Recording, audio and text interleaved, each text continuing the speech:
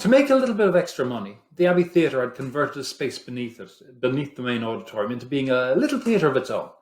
It was used for their actor training, and they had their Irish language theatre being performed down there. And eventually it became used as well by the Abbey School of Ballet. Where the money comes into it is they also allowed other companies to come in and hire it, generally amateur companies, and that gave an opportunity for some new companies to try their hand at producing theatre. And it is here that we start to tell the story of the Gate Theatre, which is, if you like, the story of the other side of Ireland's focus on literary theatre. And to tell this story, we need to tell the story of Micheál MacLiammoir and Hilton Edwards. And appropriately, that theatre's nature really echoes that of its two founders. Now, before I start, I need to distinguish this Gate Theatre from the other famous Gate Theatre, the Gate Theatre in London. The Gate Theatre in London was founded in 1979 with a view to making international theatre and to bring it to London. It was very much a small theatre by design. It's over a pub in Notting Hill still. Has a very good reputation, and it's very much an earned reputation from their work. It continues to do what I would consider to be, by and large, vital stuff. If you love theatre, you should go and try and check out what they're doing, even if you're not able to go. But today we're talking about the Gate Theatre in Dublin. The Gate Theatre in Dublin was founded in 1928, and it was founded by two men. And this story of the Gate Theatre, as I say, is their story. So let's look at the two of them first. We start with a guy known as Micheál MacLiammoir, a good Irish name. And this good Irish name is belonging to a guy born Alfred Wilmore in London. He was born there into the Protestant faith and has no known Irish ancestry. Not the best start for one of Ireland's foremost actors. As a young man, he had played Peter Pan on stage. He ended up joining Noel Coward's company and toured around. At a certain point, he decided he would wander Europe and study art. And in his wanderings of Europe and his studying of arts, he basically showed himself to be an utter dilettante. He shows up in Ireland at some point, about 1925 or 26. He learns the language, so much so that in later life, 3 of his autobiographies were written in Irish. He also translates his name and invents for himself a history of being a descendant of Catholics from Cork. How more Irish can you get than being Catholic? Some of you remember me saying this before. His name, Alfred Wilmore, doesn't really translate, but kind of translates into Micheál, which really means Michael, MacLiammoir. He finds work in Ireland with Anu McMaster, who I believe has married his sister at this point. McMaster was a really famous Irish touring theatre impresario, actor, manager, the whole works. He was kind of the last one of his type. And he would be, if I could find out more information about him than what I know anecdotally, a really interesting chapter of this story. Now, this is the same Anu McMaster who gave a start to Harold Pinter, the Nobel Prize-winning playwright from London. With McMaster, MacLiammoir started playing lead roles and started really developing himself as an actor. And it was here he also met Hilton Edwards, who was another actor in the group. Hilton Edwards, well, he was an actor with an eye for all the parts of the theatre. He was to go on to be a director, a lighting designer, occasionally a writer, and practically always a producer. He'd been acting all around Britain for a few years, and he'd been on a tour to South Africa, so he was unafraid of travel. So when he got an offer from Anu McMaster to join his theatre company in 1927, he picked up his bits and pieces and moved to Ireland. Together, after meeting and falling in love, they decided they were going to found their own theatre. MacLiammoir point blank wanted to put it in Ireland. Edwards, ever the pragmatist, said in response, "I do not care about nationalism. I care about theatre." So they were set, and they started looking into finding a space. The Peacock Theatre had just been made available to amateur theatre groups from 1927. So in 1928, when they made this decision, it was perfect and there and available for them. In that first season, they produced Peer Gynt by Henrik Ibsen, Eugene O'Neill's Hairy Ape, and Oscar Wilde's Salome, in what may have been the very first production of Salome in Ireland. I'm going to take this as a little sidebar or a side note. Oscar Wilde, he's been referenced, but he's not shown up in this history of Irish theatre very much.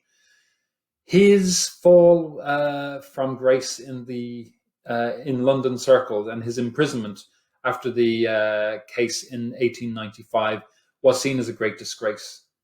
His reputation and name as being an Irishman was gone. He had never really clung too particularly hard to the idea of being Irish in the first place. He was very much a man of wherever he was. After the conviction, his works had been by and large ignored in Ireland. He wasn't spoken about and he wasn't thought about. Indeed, he was almost being seen as English was almost as much as could be born in the first place. The Gate Theatre was the first place where you could regularly see his work, and as I was living there, it was the place where you would most commonly see his plays produced in a professional setting in Ireland. Now, the Gate was not a gay theatre as we would now understand it, but it was a theatre that was known throughout Ireland as belonging to a visibly gay couple. Previously, Somerville and Ross, the writers of the Irish RM and a number of other books, were a pair of women, Edith Somerville and Violet Martin, who wrote as men and lived as companions. I believe, and everything suggests, that they were lesbian, but you didn't say this. And it was not spoken of. In the case of Edwards and MacLiammoir, they were very open and publicly went about as a couple. If anything, I would say that their refusal to hide it was to Ireland's betterment. By 1973, they were popularly given the freedom of Dublin. Now, this is not to say that everyone was perfectly fine with that. I'm sure you can imagine how many people were disgusted and revolted and blah-de-blah-blah.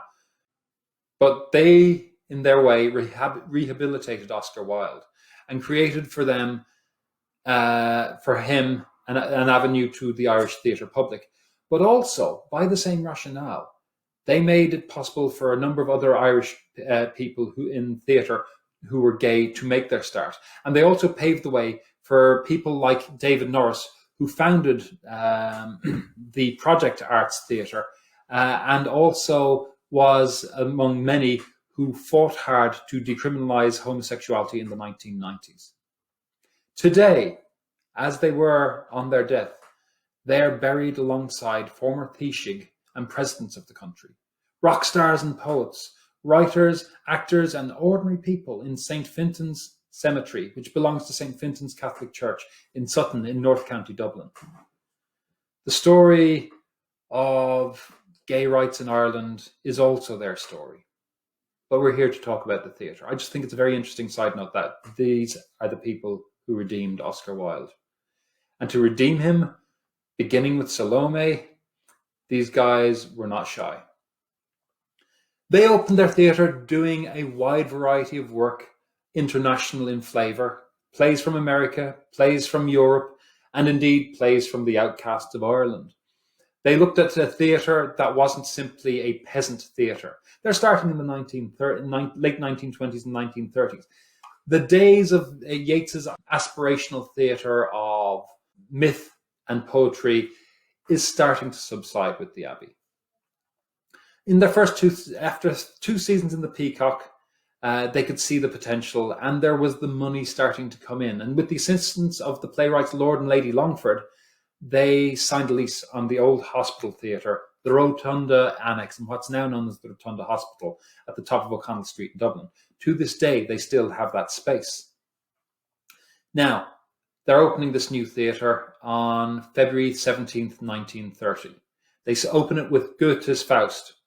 Now, I would love to say that it was a huge success. I would like to say they even broke even. Honestly, I would like to say that it was a massive failure, but getting the records on this history is tough. Not much appears to be readily accessible online.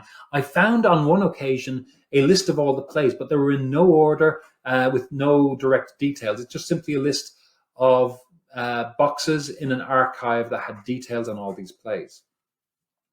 For example, we know Hilton Edwards directed approximately 300 plays, but on the internet, Very little else is available about this.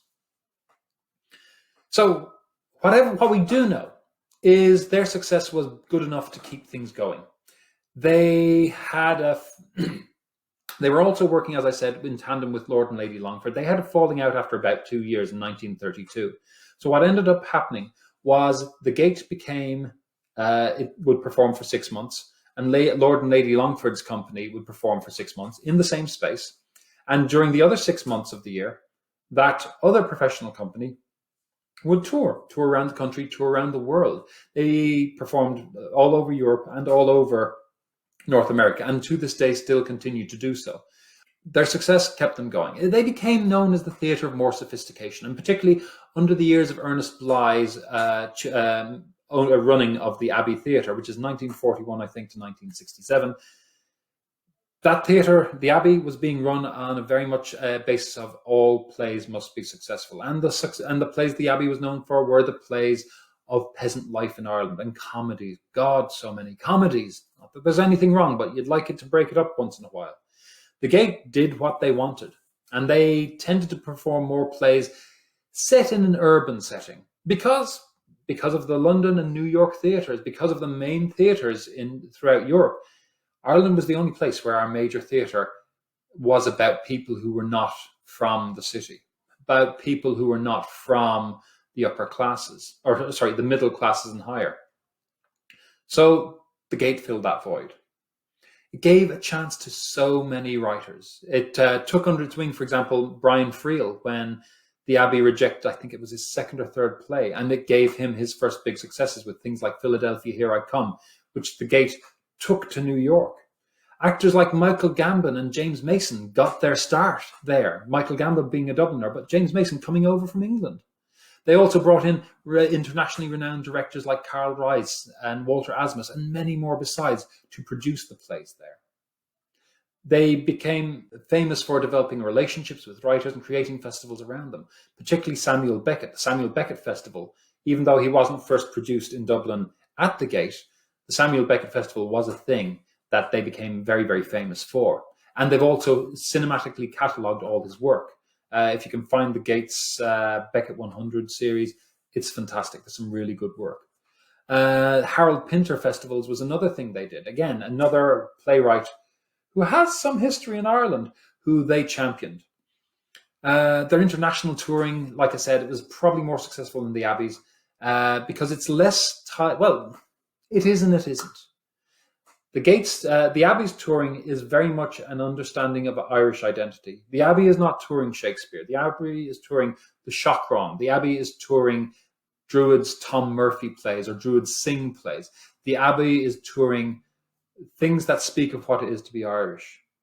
Currently, the Gate has a production of Hamlet touring around, starring Ruth Negga, who you may have seen in Loving. She was in some of the Marvel things. Agents of S.H.I.E.L.D. She was the villain, or one of the villains, Rain or something like that. Anyway, that's set to be on Broadway shortly. Unfortunately, it's probably not likely to now. It will be going to London in the fall, hopefully. And it's another good example of their work. Is it perfect, their work? No, but it takes risks. Traditionally, the Gate is a risk-taking theatre. Now, to date, we know that there have been 4 artistic directors. Hilton Edwards ran it from 1928 to his death, with a short gap in the 1960s when he took over as head of drama for the newly founded RTE television station. Our first TV station started in 1961. I don't know who took over at the Gate in the 2 years he was out. Presumably Micheál MacLiammoir, but it's hard to know.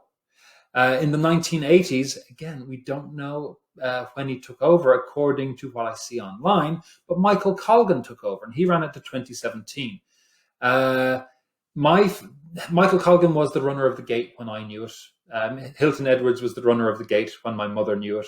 And now, taking over directly from Michael Colgan has been a contemporary of mine, Selina Cartmell. Now, she's doing some excellent work there, commissioning that Hamlet, for instance, and she's taking risks. For me, Michael Colgan's era was an era of big name plays, and it was an era of plays with big names in them. So I feel that Selina Cartmell has taken over and has really embraced what the Gate traditionally was, taking risks.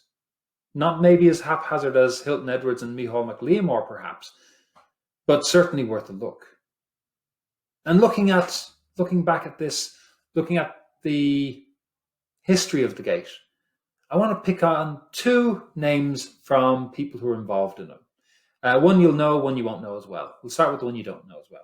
A Dublin actor called Wilfrid Bramall. Yes, I know I could have taken Michael Gambon, who was Dumbledore and all that, but Wilfrid Bramall, to me, is more interesting. Because he was, again, another Dublin-born actor born in 1912.